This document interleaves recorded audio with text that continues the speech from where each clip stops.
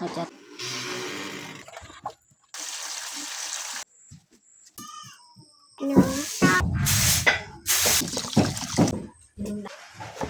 แล้วก็เอามากัด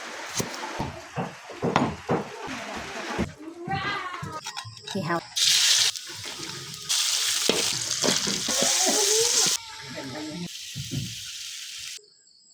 ยากแหละอันนี้แมน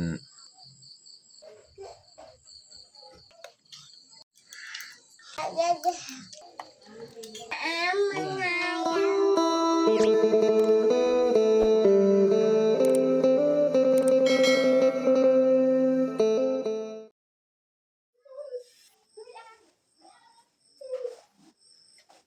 ราบสบายดีเบิร์ดสุขอนยินดีตอนรับเข้าสู่สองน้องมุกดาสำหรับตอนแรงมื้อนี้คอยกาสิพาทุกคนเข้ามาเบิ่งมาชมว่าเฮาสิมาเฮ็ดอาหารแรงแล้วก็มาเฮ็ดข้าวแรงเนาะก่อนเฮาสิเฮ็ดข้าวแรงก็คือเฮาสิไปเกลือเป็ดก่อนหลังจากเฮาเกลือเป็ดแล้วเฮาสิมาเฮ็ดอยู่เฮือนโอเคไม่แต่ทุกคนติดตามเบิ่งติดตามชมกับพวกเฮาได้ยาวๆเลยตอนนี้เราจะมาซอยจวก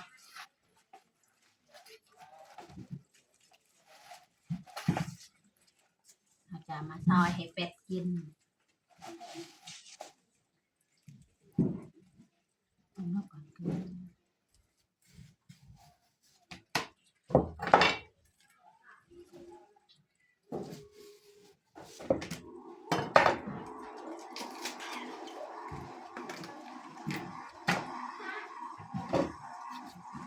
ไอ้เตยกับเด็ก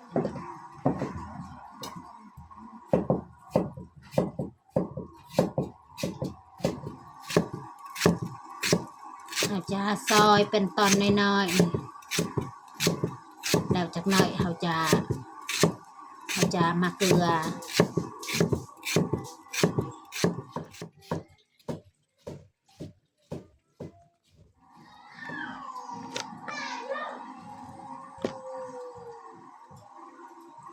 เราซอยแล้วเราก็จะเอาหั่มนี่เอามาปอน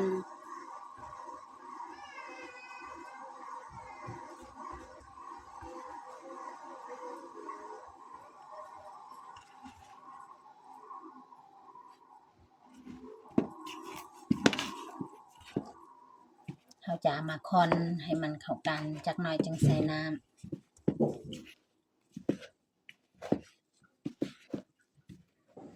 เราจะเอาน้ำจากกระพุ้ยนี่มาใส่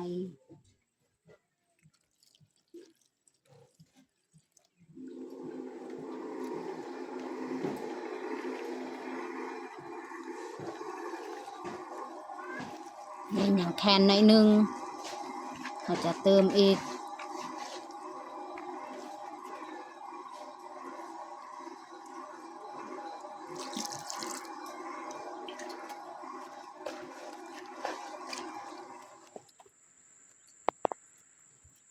ตอนนี้กะเฮามาฮอดอยู่บอนคอกเป็ด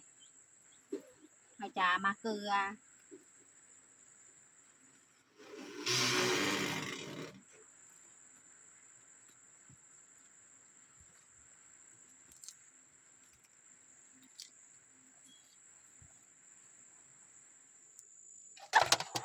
เราจะมาเกลือเลยนี่เราจะเท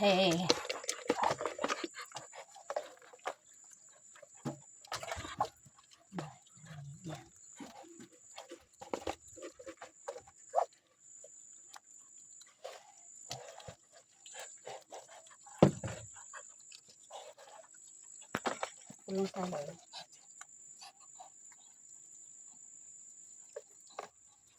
หลังจากเขาเกลือแล้วเราจะมาตองน้ำ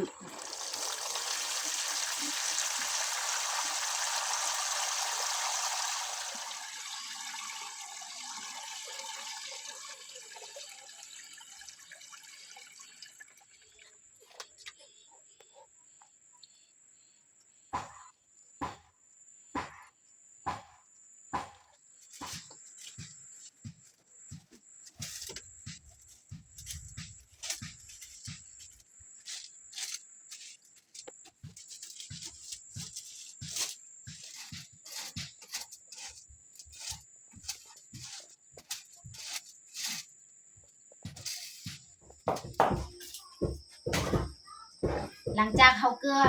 เป็ดแล้วเขาก็จะมาดังไฟนี่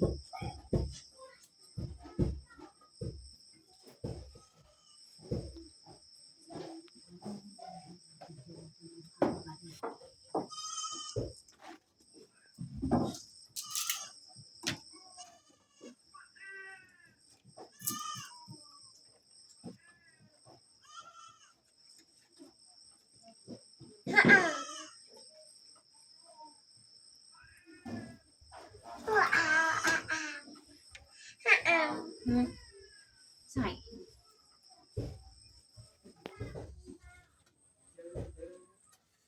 สำหรับอาหารแรงมื้อนี้นี่เราสิเอานกพี่น้องเนาะมาคั่วมาผัดใส่หน่อไม้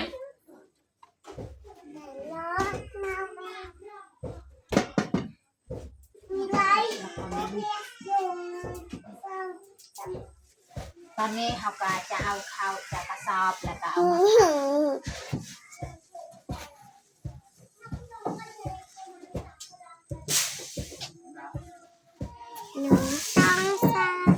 เอาเข้าในซองจอกพอแล้วเลยพอแล้ว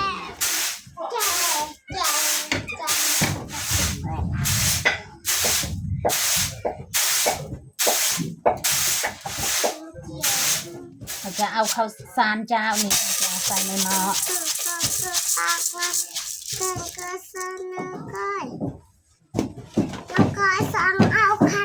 แล้วเขาก็เอาน้ำใส่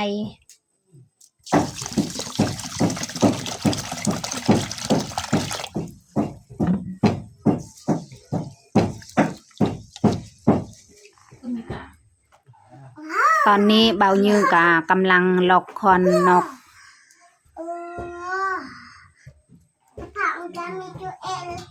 เขาพี่น้องเขา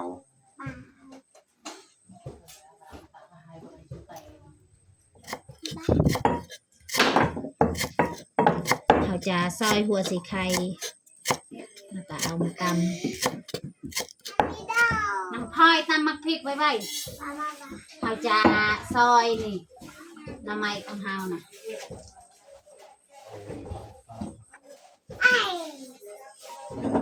ตั้ม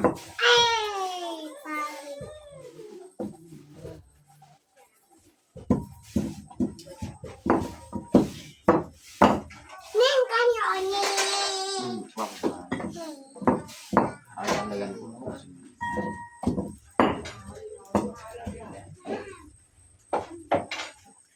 ลืมได้ว่าไหนน้องพลอยตำพริก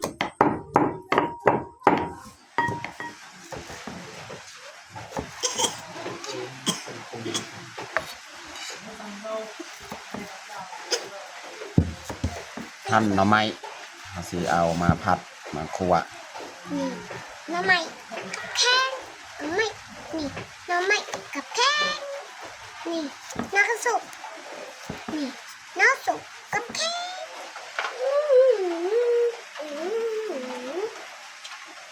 เขาจะมาหุงข้าวก้อนเนาะหลังจากเขาหุงแล้วจากนั้นเขาก็มาคั่วอาหารเขาจะมาซอยหอมแดง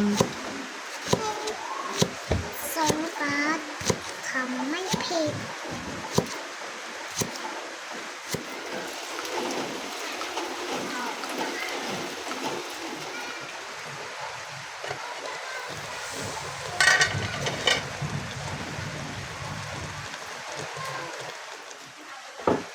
นี่เราจะมาพักมาตัดนกของเราเลย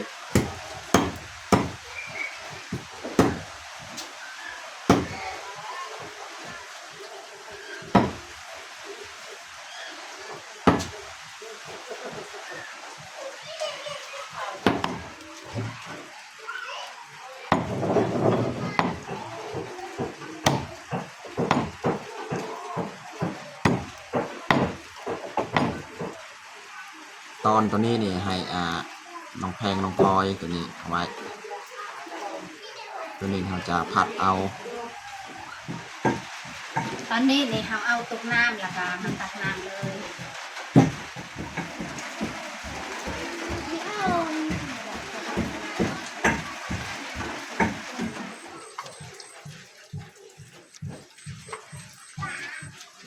เลี้ยงน้องมาพี่น้องบ่ยืงก็จะเลี้ยงน้องมาตัวใหม่ลูกของอดืดเลยนี่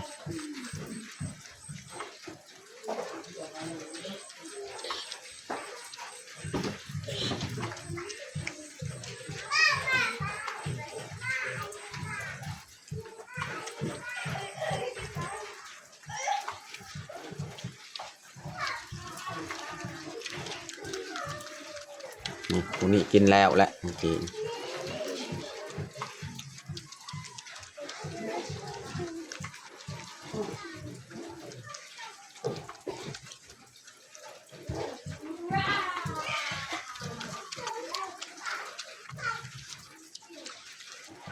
เขาเอาถ้วยหม้อแล้วก็เอาไปล้าง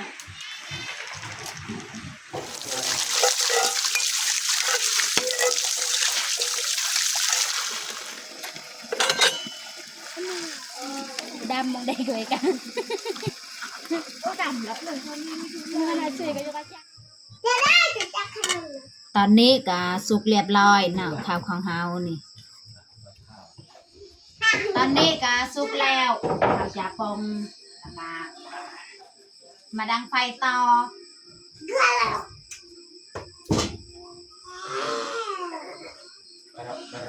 ไฟระเบิดดูมีปลาดู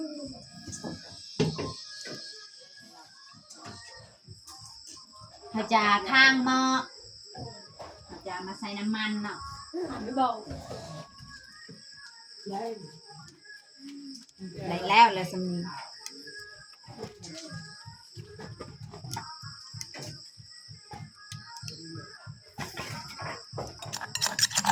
เขาจะมาตักหมักพริกที่เขาตำไว้กระเทียมแล้วก็หัวสิไข่เขาจะเอามาพริกเทียมที่เขาตำไว้กันเขาจะมาขวดไว้ก่อนทำใจใส่หอมแดงนี่เขาจะใส่ซีนนี่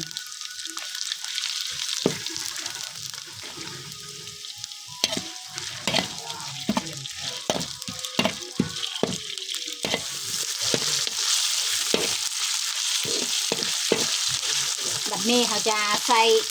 เครื่องปรุงเกลือเป็นนัวเนาะใส่เกลือ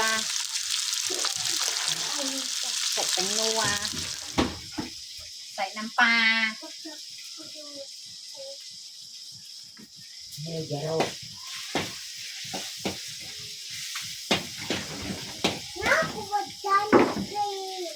เขาจะใส่หน่อไม้นี่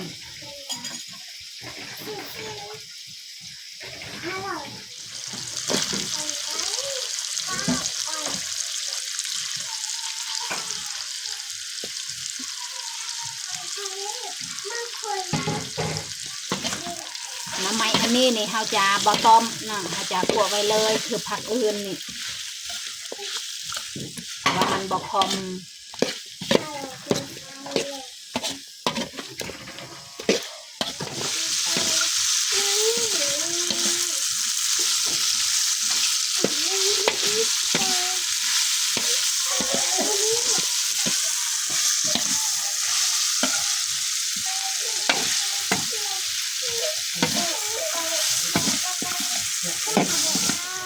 เขาจะมาซอยหอมบัว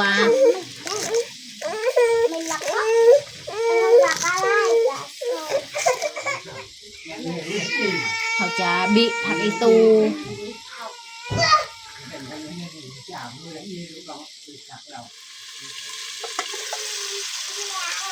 ตอนนี้ปลาสุกเรียบร้อยสุดท้ายนี่เขาจะใส่ผักอีตูกับหอมบัวนี่ลงเลย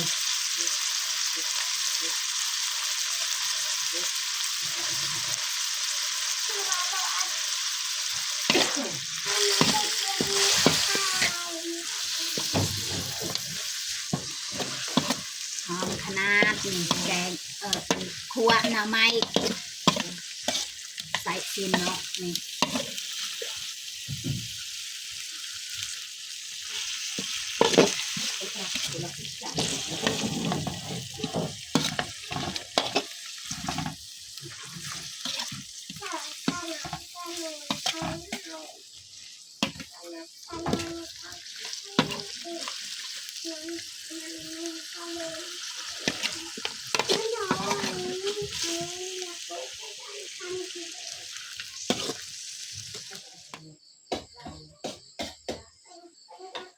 ตอนนี้ก็สุกเรียบร้อยผัดหน้ำไม้ใส่ซีนนกจะปรุงเลย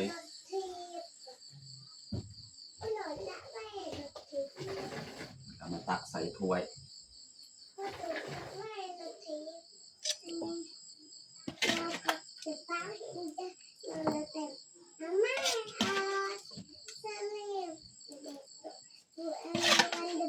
เต็มถ้วยเลยพี่น้องผัดหน่อไม้ใส่ซีนนกซีนนกนี่หากินยากเลยอันนี้แมนนกของพ่อเฒ่าเอามาให้เพราะว่าพ่อเฒ่านี่นักยิงนกยิงนูแหละอ้าวเต็มถ้วยเลยพี่น้องในกระทะกันยังน้อยนึงหอมๆเลย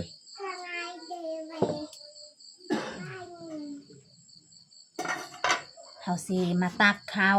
ใส่ถ้วย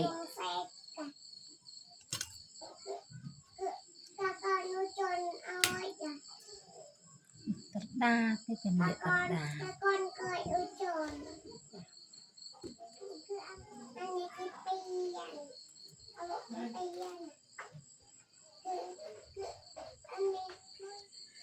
เขาจัดผ้าข้าวกะสำเร็จเรียบร้อยนี่ครัวหน่อไม้ใส่ซีนนกแล้วก็มีข้าวเจ้าเนาะอาหารของเฮาก็เบิดเท่านี้แหละเฮาจัดผ้าข้าวกะสำเร็จเรียบร้อยไม่แต่เฮาจะลงมือกินข้าวแรงเลยเอามาเด้อทุกคนมากินข้าวแรงนำกันเอานางพลอยลูกปามกินข้าวเอามากินข้าวแรงน้ำกันเอามาทุกคนมากินข้าวแรงน้ำกันพี่มา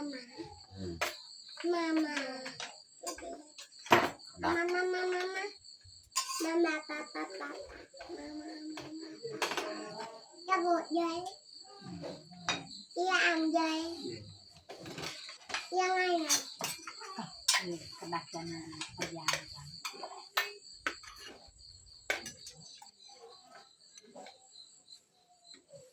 โอ้ยคือดักกูว่าให้คนตามองเขาจะมาเลยอยู่มันจะตาม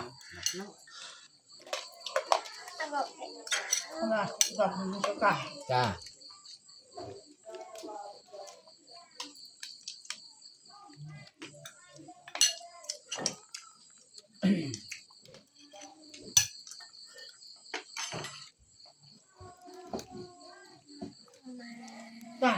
ครับ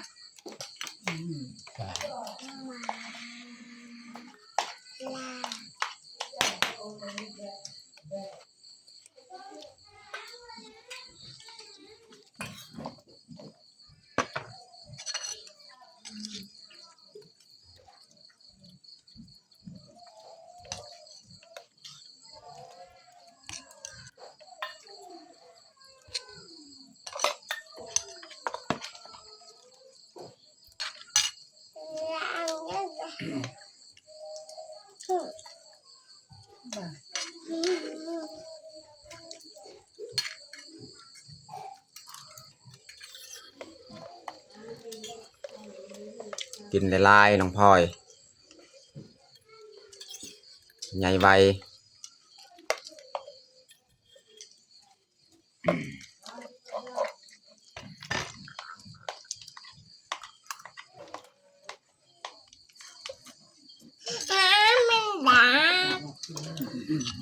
คือเล่นเกินจากกดตา